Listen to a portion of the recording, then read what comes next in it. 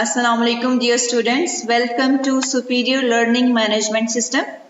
आज हम chapter number 7 thermodynamics का 4th टॉपिक डिस्कस करेंगे जो है ग्लास एंड बॉम कैलोरीमीटर।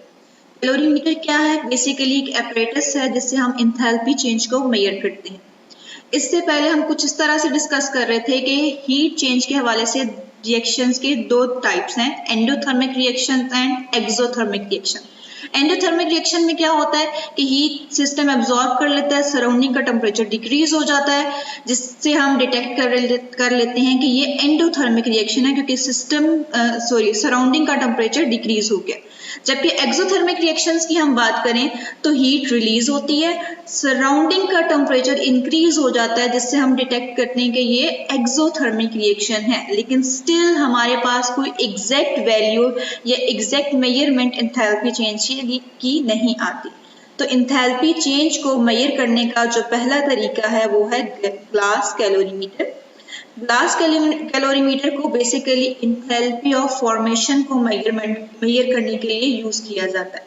इसकी कंस्ट्रक्शन है तो सबसे पहले एक कंटेनर है जो कि इंसुलेशन का काम करता है, थर्मामीटर टेम्परेचर को मेजर करने के लिए यूज किया जाता है, और स्टिरर यूज किया जाता है ताकि सिस्टम के अंदर टेम्परेचर यूनिफॉर्म रहे through out.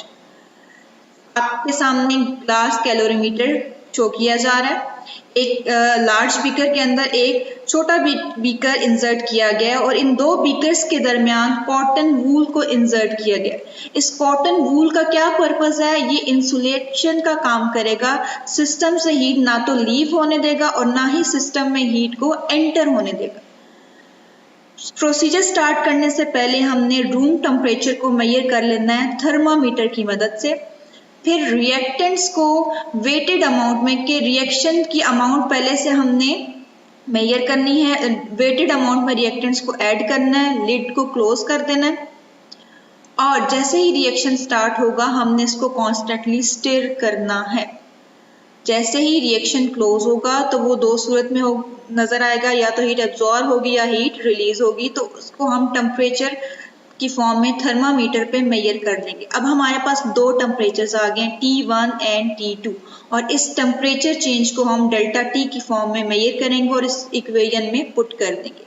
Q equals to M multiply by S multiply by T। M represents the mass of reactants, S is the specific heat of the system.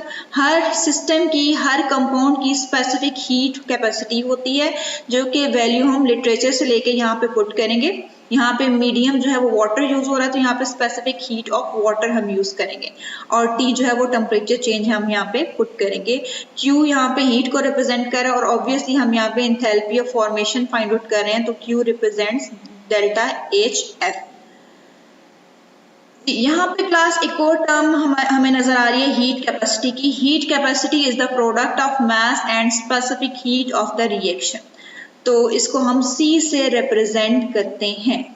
ये था glass calorimeter के हवाले से, जिसको हम यूज करते हैं specific heat formation of A reaction find out करने के लिए। नेक्स्ट जो मेथड है जो कि एंथैल्पी ऑफ कंबस्टन को फाइंड आउट करने के लिए यूज किया जाता है वो है bomb calorimeter. Bomb calorimeter class एक सेंसिटिव अपरेटस है क्योंकि इसके अंदर हम फूड या फ्यूल जैसे सिस्टम्स को ले रहे हैं, रिएक्टेंट्स को ले रहे हैं, तो इनको हैंडल करना डिफिकल्ट है।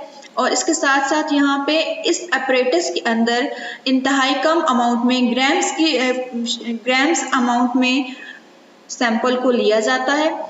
कंस्ट्रक्शन की तरफ चलें तो आपको ये बॉम कैलोरीमीटर नजर आ रहा है। सबसे पहले यहाँ पे हमारे पास है स्टील का सिलेंडर जिसको एनेमल से लाइन किया गया है। इसका क्या मकसद है? To prevent corrosion. इस सिलेंडर के इनसाइड अगर आप देखें तो यहाँ पे आपको क्रूसिबल नजर आ रहा होगा जिसके अंदर सैंपल को इंसर्ट किया जाता है। वेटेड अमाउंट में आप सैंपल लेंगे यहाँ पे और स्क्रू की मदद से इसको टाइट करके इस वेसल को बंद कर लेंगे, एयर प्रोवाइड करेंगे और प्रेशर इनसाइड द क्रूसिबल हम 20 atm प्रेशर प्रोवाइड करेंगे। इस प्रेशर पे सिस्टम जो है वो आइडियली वर्क करेगा। ऑक्सीजन क्यों प्रोवाइड करें? क्योंकि इस कैलोरीमीटर में हम enthalpy of combustion find out कर रहे हैं, तो कंबस्टन के लिए तीन चीजें जरूरी हैं। सबसे पहले फ्यूल जो कि हम सैंपल की फॉर्म में दे रहे हैं सिस्टम को, दूसरा ऑक्सीजन जो कि हम प्रोवाइड कर रहे हैं यहाँ पे, और तीसरा है कंबस्टन। हम यहाँ पे इसको हीट नहीं करेंगे बल्कि वोल्टेज प्रोवाइड करेंगे और इन वायर्स को एक इग्निशन कॉइल के साथ कनेक्ट करते हैं। जैसे ही आप वोल्टेज प्रोवाइड करेंगे इग्निशन कॉइल एक्टिव होगी और सिस्टम को बर्न करेगी, जिसके रिजल्ट में टेम्परेचर चेंज आएगा। सिस्टम से हीट या तो लीव करेगी या इसमें एंटर होगी according to type of reaction. तो यहाँ वाटर जो कि सिलेंडर और क्रूसिबल के दरमियान वाटर का मीडियम है वो टेम्परेचर एब्जॉर्ब करेगा। एब्जॉर्प्शन करते हुए थर्मोमीटर पे कुछ रीडिंग नोट शो करेगा। हमने वो रीडिंग हर 30 सेकेंड्स के बाद नोट कर लेनी है। इसके अलावा हमने स्टिरर की मदद से इसको कॉन्स्टेंटली स्टिर भी करते रहना है ताकि जो टेम्परेचर वाटर ने एब्जॉर्ब किया है वो यूनिफॉर्म रहे। हमारे पास टेम्परेचर चेंज इन टेम्परेचर की वैल्यू आएगी डेल्टा टी की फॉर्म में। उसको हमने इक्वेशन में पुट करना है, that is Q equal to C multiply by delta T. Delta T is change in temperature and C is heat capacity of a system which is the product of mass and specific heat. तो इस तरह हम Q की value calculate कर सकते हैं जो कि हमारे पास है enthalpy of combustion in case of warm calorimeter. तो हीट कैपेसिटी बेसिकली क्या है, अगर आप किस सिस्टम को में 1 केल्विन टेम्परेचर का चेंज आ रहा है तो वो 1 केल्विन टेम्परेचर का चेंज लाने के लिए जितनी हीट रिक्वायर्ड है उसको हम हीट कैपेसिटी कहेंगे।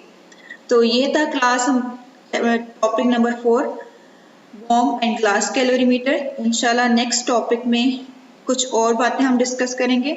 अपना ख्याल रखिएगा। अल्लाह हाफिज।